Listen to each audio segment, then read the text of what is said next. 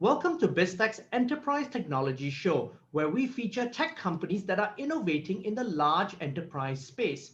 Now, our featured company today is ManageEngine. ManageEngine makes enterprise IT software for IT administrators and managers working in small, medium, and large enterprises. It's a division of Zoho Corporation, which has over 7,000 employees globally. Now, just a disclaimer here, I must confess to all our viewers I have used Zoho's products since mid 2005, starting with Zoho CRM and Zoho Recruit in a different business, and was amazed that this public company has grown organically to this size without taking any venture capital money. Now, here to tell us more is Rajesh Ganesan. He's the Vice President of Products at ManageEngine, which is a Zoho company. Now, welcome to the show, Rajesh. Thank you, Brian. It's my pleasure to be here. Now, Rajesh, for the benefit of our audience, could you give us an overview of Zoho, how it started, its history, and then how ManageEngine came into the picture? Yeah, absolutely. It's very appropriate I get the opportunity to do this because this is the 25th year of existence for Zoho. We started in 1996 as we were called AdventNet then. We were founded as a company, small company, a small startup of like 5 people. We were building libraries, software libraries that could be used to manage your large telecom carrier networks, right? So take, for example, Singapore would have a telecom service provider today. They would need some software to manage their telecom infrastructure. So in India, we have Reliance Jio today, right? So supporting people. You need software to manage that infrastructure, and that is our original line of business. But as you can imagine, we were serving to a very small customer base, right? Yes. How many companies do telecom hardware today? Like you can count with fingers. So we always had this philosophy, right? So we are in the business for long term. So we should always spread our customer base. So what we do should reach out to more and more people. And that is how ManageEngine was born in 2002, right? 5 years into the existence of AdventNet. We were growing as a company, few hundred people in the company. So we needed software to manage our own infrastructure, the technology infrastructure. Okay. We had people using computers, applications. So that's when it struck, right? So we need software. So we go to the market, look out for options, and we find that like they're all like so very expensive or complex to install. I'm talking about 2002 time, right? Yes. This is when our DNA kicks. We should disrupt this particular space because things are expensive, things are complex, things are bloated, and that's how ManageEngine was formed. It was also the time internet was still in its early days. So we built software, put it on the internet. Anybody could download and use. Pricing was transparent. We said sub $1,000 for any product, right? That is how ManageEngine was started to help any company that was using technology to run their operations, right? That's how we expanded our scope of delivering software to telecom providers, to any company that was using technology. And 2005, like thanks for mentioning that you have been using Zoho from 2005, because that is the time we had the conviction that cloud is the way forward, right? So no more install the software. So it again strikes our DNA that we have a broader reach here. We could go to everybody that is going to use cloud, and that's how Zoho was born in 2005, right? So it's sort of like 25th year for the company, 18th year for ManageEngine, right? And 15th year for Zoho. So we have more than 100,000 businesses around the world, like as our customers. We serve more than 60 million users around the world as we speak today. And this is a like very, very brief history of our company, especially ManageEngine, the division. We started with 2 products for ManageEngine in 2002. And as we speak today in 2021, we have 120 products. 40 of them are commercially sold. 80 of them are about free tools that anybody can use, right? Okay. So and ManageEngine itself is about 3,000 people strong. The ManageEngine division, again, been profitable year over year over year, and we have completely grown organic over the last 18 years. No acquisition, all technology indigenously built, all products like built from the ground up. They integrate well, talk to each other well. And the vision really is to build an end-to-end solution suite for all enterprise IT management, right? So that's managing. Now, what kind of customers do you have right now? I mean, obviously in the early days, as you correctly mentioned, it was probably smaller customers as cloud was new and the adoption really was customers like myself, who were very small companies at that time in the mid 2000s, who wanted things like CRM and stuff like that. And on the cloud, that was an easy way to get into. But at ManageEngine today, what is your customer split like in terms of small business enterprises as well as large enterprises? Yeah, so our sweet spot still today, because our business model is very low touch, right? In the sense that we as a company, again, going back to some philosophy, we invest 80% of our revenues on R&D, right? And like about only 15% on sales and marketing, which is a very contradictory thing in the industry, where you have 50-60% of your budgets spent on sales and marketing, like completely very different, right? So spend more on R&D, like let people come to us, figure us out and try the products. That's been the model. And the initial 15 years of ManageEngine, so our sweet spot was more small and medium enterprises because of our business model of being very, very low touch, right, with respect to customers. Yes. But in the last 5 years, right, so it is not just the products. The products have really, really matured a lot because, yeah, we are talking about 15 years in the business. So we've also been growing organically, been profitable ever since. So we have a mature product set with good capabilities, good integrations. So now in the last 5 years, the focus is also to have a business model which is high tech, which is very much required for enterprise businesses, right? So you cannot go to a big enterprise and say like, take the software and use it yourself, right? The challenges, yes, the dynamics are very, very different. So this is again a conscious choice from ManageEngine business point of view.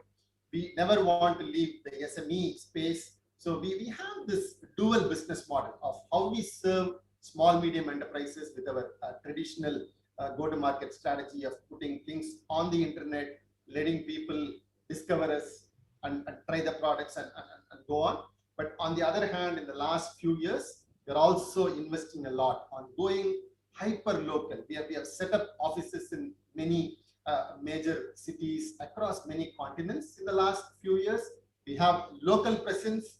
We have people visiting enterprise customers. We have good customer success programs, right? So we have very, very close account management programs now available, which is not really the need for small and medium enterprises, right? So I would say like we are like bridging the gap now. So it's not only about small, medium enterprises. So we have about easily like throwing a number off my cuff. 20% of our customers are like now enterprise customers, big enterprise customers. And obviously, as you said, the go-to-market strategy is different. So are you adopting a pure direct model, as you said, by setting up offices, or are you also then doing the traditional enterprise sales partner model? Yeah. So, I mean, we don't have a black and white, this is the model we follow, right? Okay. So we are pretty flexible about it. So when it comes to small businesses, small, medium enterprises, the go-to-market is like direct, right? So even a small business in North America, or even in Singapore or Malaysia, Australia, Canada, they can find us on the internet, come to us directly. So we have people in our Chennai office in India or people in our North American office taking their call and helping them out. No high touch there. We don't visit their premises, but presence. But as you can imagine, we cannot go set shop in every single country. Correct. We have started with countries where English is the first language, primary language. So we have offices now in UK. So we started in Europe, Australia, we have offices, we have in Canada. But where the country is predominantly, the primary language is not English, the go-to-market there is predominantly channel. We have distributors and who have a large network of resellers under them, right? So a region like Southeast Asia, so I would say like we are 80% channel driven and 20% direct.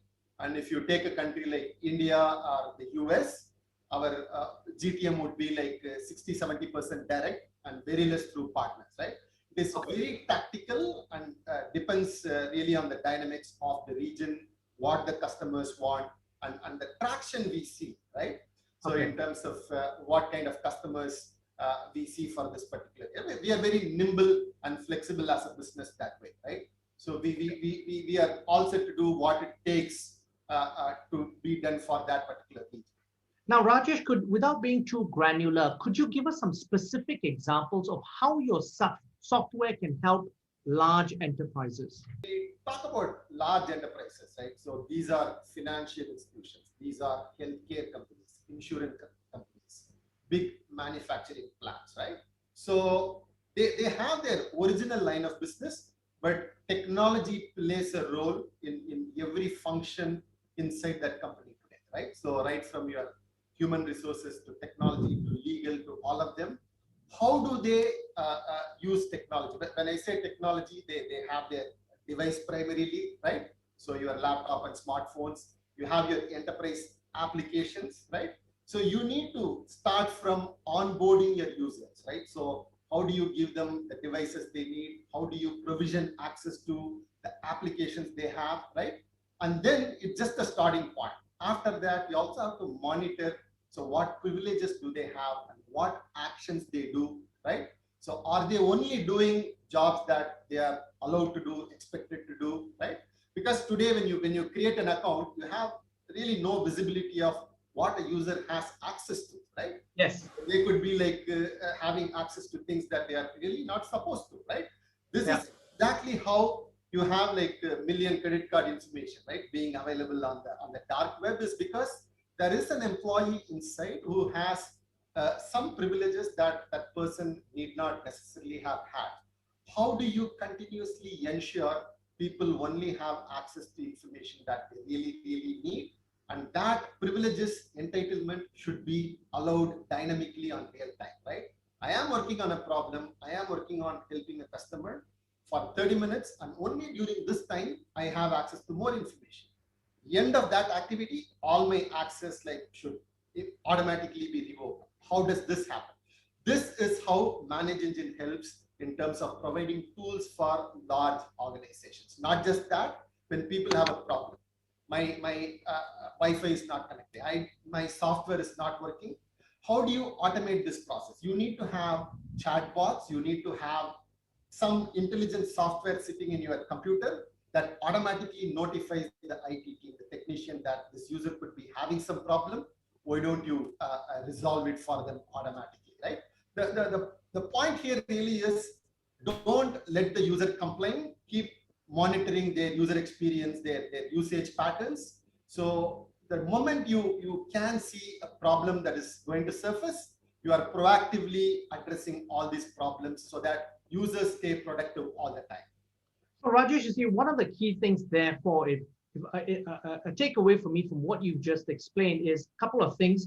One, basically, you're using AI technology to drive down costs, which is a very important because you're automating and simplifying things.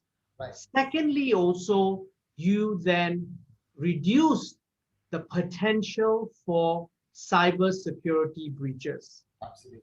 Because that essentially, when you do access restriction, there's less propensity for a cyber threat to occur. Perfect. Yeah, you absolutely hit the nail on its head there, Brian, right? So I consciously did not want to throw jargons like AI or machine learning, but this is the benefit that the business stakeholders get. So say, for example, incident response. Today, we are all primarily working out of home. Like the last 14 months, I have been working from home. I could go to the office only like 3 or 4 days, right? So this is the model now. I mostly work from my work laptop, but at times I would have to borrow my son's laptop to even do official work, right? Right. Maybe like I don't have access to my laptop, or I'm charging it, or I'm away from it, right? So you necessarily don't have any control over employees in terms of what devices they use, what browser they use, with what add-ons being installed. So how do you manage such a situation? You don't want any corporate data to leak. You don't want any hack to happen. So this is where AI, adopting artificial intelligence and machine learning becomes really, really important for businesses. So we have software for endpoint management. So today, your mobile phone is an endpoint, right? You use it to do your work, watch videos, stream, right? You do the same with tablet. You do it with kiosk. You borrow a device from your friends to quickly close a deal if you are a salesperson, and open a new tab and follow a game that you are following, right? So if this is how employees are going to work, so you need to treat every endpoint they use to access corporate information very, very closely. And one of the product suites that we have in ManageEngine is called Desktop Central, which is for complete endpoint management, right? So we have the intelligence, we push the intelligence to each of these endpoints. So when a user is doing normal corporate work on a corporate device, we don't disturb at all, right? So you have all the privileges. But the same user goes to a borrowed laptop, uses a corporate application, so we automatically reduce a lot of privileges. They cannot do a screen capture, they cannot do save file, they cannot do print and spreadsheet. All these matters because inadvertently, I could be using my friend's laptop and be saving a spreadsheet containing like all the corporate information, right? Correct. Or it could be a very simple thing where I use a friend's laptop for a temporary access to my company software. But the reality is I forgot to log off. Yes. And basically he now has access to the internal corporate IT network. Perfect. Yes. So now you don't want to blame the user and go and ask that person, he or she, why did you do that? Instead, what you should be doing is automatically detect that this is not corporate approved laptop. Even if somebody else has access, they cannot even do a print screen or a screen capture. How smart that is, right? So that is the position that technology leadership should be taking, because today we have access to so many devices, so many applications. Because I remember 20 years back, there was exactly one desktop computer I had, right? All my work was in only that. Today, that's right. No longer the case, right? Yes. 2 minutes into the device, I'm wondering, oh, this is not my phone, this is my wife's phone, right? So that's how many devices we have today. So correct. You cannot put the onus back on the employees or the users or your contractors. You need to take it upon yourselves, right? As technology owner, as business stakeholder, and deploy intelligence, deploy the right tools, right? And make sure like, you don't like cut any ends, right? But just make sure people could be like a complete absence of mind, be clicking on a phishing link, right? It could be from a corporate laptop. They are opening their Gmail and clicking on a phishing link. You need intelligence to immediately say, maybe you are clicking on a phishing link, right? So Google's anti-spam could already be saying, but what happens if Google's filter is breached, right? You don't assume anything. You take charge as the IT leader, security leader, to deploy intelligence at every endpoint that you have, right? So that is a key message I wanted to give. And Rajesh, this is going to be a bigger issue moving forward. I think which boards and senior management need to be aware of as we go back to the office post vaccinations. It's happening already in places like Singapore, where basically you can go 75% back to the office. So these problems are going to crop up even more and more as we probably won't go to what we were previously doing. It's probably going to be a hybrid. Absolutely, I agree, Brian. So today we are all like in a different phase, but in the next 6 months, next 12 months, when everything settles down, hopefully with the pandemic situation, the scenario I envision is every day when a person wakes up, they'll be making a tough choice. Should I go to office to do the work today, or should I stay home and do, right? Because going to office is no longer going to be a requisite, right? To getting work done. You'll be able to get work done from wherever you are. So that is the reality. So that is the hybrid model we are all talking about. That is going to stay, and enabling that, right? So would be a very important prerogative for the IT leadership, because it is not just technology. It is a lot of habit, a lot of culture, mindset, right? To making that happen, right? I'll give you a cultural example, right? Because most people are now working from home, I was talking about the privileges and entitlements to access, right? Yeah. So we are talking about a principle called zero trust principle, right? I'm sure you must have come across that term of zero trust, which is even if someone is a CEO, even if someone is the business owner, they do not carry any implicit trust or privilege anymore, right? So you have an account in the company with which you can log in into systems, but that does not give you any additional privilege. Before you do any action, you have to demonstrate the need for doing the action. You need to demonstrate you are connecting from a strong network. You need to demonstrate your device is patched, right? So basically, you will only be allowed to do any action for the security posture of every user, regardless of their role or privileges, should be like 100% before we let them access corporate information, right? So this is called zero trust. Don't trust anybody. So at the time of accessing a sensitive information, they need to authenticate. Not just the person, they also need to continuously authenticate the device, because half an hour ago, I'll be using my corporate laptop. 30 minutes later, I could do the same job from a different laptop, right? So now the system should not assume and give me all the privileges, right? But what happens when you go and tell senior employees in your company that you will no longer have privileges, everybody will have the same privilege? They take offense, right? I've been with this company for like 10 years, 20 years. Why would you take my privilege off? I need it all the time. I'll be careful, right? So this is a cultural barrier to adopting newer trust models, newer work models. The point is, the problem is, the challenges are not just technical, it's more mindset and culture driven, and how a company has operated so far, right? Have you been open, right? Are you aware of all the new models? Are you open to adopting new models? All of these things matter much more than technology, I would say, right? So be ready with all of that in terms of allowing hybrid work. If you don't trust people, it's very hard, right? In a sense, you need to place trust on people.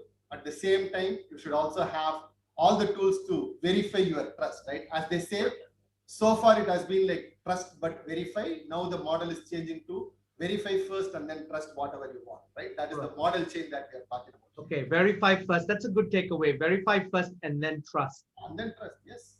Now, Rajesh, can I ask you, in terms of, being a leader across the region, have you noticed a shift in priorities for IT leadership over the last 12 months? Absolutely, Brian. So especially with this unfortunate pandemic situation, the priorities are indeed changing. So even before, right? So sometime from 2015, 2016, when this push for cloud came from big tech players, right? So Microsoft started pushing Azure big time only a few years ago, right? They have solid offerings now, like fair enough, they are pushing cloud. But one dilemma for many companies, where they know the existence of technology, but they really did not know how to use. So what happened is, they ended up doing technology for the sake of doing, or not to be left behind in the race, right? So you go to a consulting company and like call for a digital transformation project, right? That's not how it works. So this is where operating in partnerships become very, very important.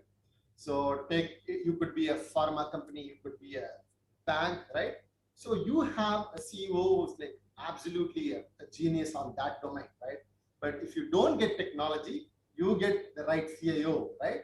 So who complements you in terms of what technology can do, in terms of transforming your business model, or like if you want to grow to new regions, right? How do you use technology to grow your regional presence? How do you use technology to reach out to more population? So these are like what is running in the business owner's mind, the CEO's mind. But you have to marry it well with what possibilities that technology brings, right? Don't just do AI for the sake of artificial intelligence, right? You need to have lot of data for artificial intelligence to be effective. Do you even know that you have enough data on which You could run an AI algorithm for it to give you useful insights, right? So these are questions that the technology leadership should ask that would help the business, right, achieve their objectives. So in that sense, I do see restlessness, right? So we see more and more technology leaders playing a more prominent role, right, in how companies function, companies operate, because we just talked about hybrid work, right? Enabling hybrid work or enabling remote work is a big challenge. It's not just technology again, right? It needs partnership. So people are sitting in like remote cities in India. They need laptop by the evening, right? Because their laptop just froze, right? How do you figure out logistics from your ticketing system? You click, so a laptop could be shipped within 4 to 6 hours to an employee sitting on a remote city. These are problems, these are service delivery problems, these are technology support problems that needs to be fixed. We did not have all these problems so far. I was in the office. When I go to office, I casually was swapping laptops, right? Yeah. So today, with lockdowns and restrictions and all of that, how do you solve these problems, right? So I do see a big change in terms of how technology is seen, right? What are, you asked me about trends. Strategically, enabling remote work. I talked about information access. You need to make more and more information accessible and available to people, which means you are putting them out of your corporate networks. You are putting them somewhere on the cloud, and that is again a strategic decision you take. And unless you have layers of security built already, this cannot be allowed, right? The point is, you as a CEO, you just do not say information needs to be accessible, just put it on the cloud. It's not just that decision. You need a technology partner who will make it operational in terms of not just giving the information, but building the right layers of security to make sure there is absolutely no leak of information, no breach or no attacks happening also. That is the partnership I'm talking about. A final question, Rajesh. Moving forward, what's on the pipeline for ManageEngine, both from a products as well as a strategy perspective? Right. So from product point of view, Brian, so I talked about this change in mindset of companies. One other trend, in addition to remote work and all that I was talking about, is what we call as the low-code application development platforms, right? Okay. So you are in a media company, you want to build a small software application. It could be to run, say, for example, a promotional campaign for your shows, right? You want to build, what would that application do? Send out emails, collect information, send out reminders, do the recording, right? So host the whole content on a website URL, right? Allow you to put content. So how to do all this today, you are dependent on a technology team with expertise to put these together. How about you go to a web browser, in 5-10 minutes, you are able to put all these things together and build your own application, right? So this is the low-code platform that I'm talking about. We have a good offering from Zoho.com for low-code application development called Zoho Creator. And even for ManageEngine, that is one of our roadmap items, right? For how can IT teams, right, so create applications easily on the fly. So that is number one. The second focus where we are spending a lot of effort on is like, how do you let companies build workflows and automate more and more and more of their actions, right? So today you have task workflows and most of them are manual. You are trying to automate each aspect. How do you give many action libraries? How do you give a lot of task automation? So people just draw a workflow on paper and translate it graphically and everything gets operationalized. It sounds like magic, but this is something hard work. that works. And the third thing is, we are also looking at, we have a division called ManageEngine Labs. And the lab, the focus there is extreme R&D. We are looking at how artificial intelligence, machine learning, deep learning, or technologies like blockchain could be brought into solving IT management problems, right? So again, talking jargons doesn't help. I'll give you an example or a use case, right? I talk about endpoints all the time because that's the biggest problem today. So one important aspect, whenever an incident happens, a breach happens, a security attack happens, the most important thing is your incident response, right? How Yes, do you yes. respond to that incident? First, you contain the impact of the response, right? And then like do a root cause analysis, then go inform people, then address the root cause and all of that. But the most important thing is your response to the incident that has just happened. So when people are spreading across the world and working for the corporate, you need to push incident response to the edge also, right? When a CEO or an executive, their laptop or the device gets breached, you don't want them to call somebody in the office or call a security expert, right? Something happened, why don't you take a look, right?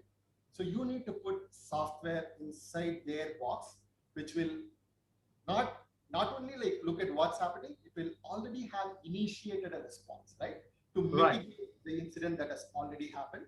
So this is something we are building on in ManageEngine. So how, regardless of anybody's role, in their endpoint, you put intelligence to make sure when they click an application, when they click a link, it not just notifies, it also automatically looks at what is happening on the endpoint.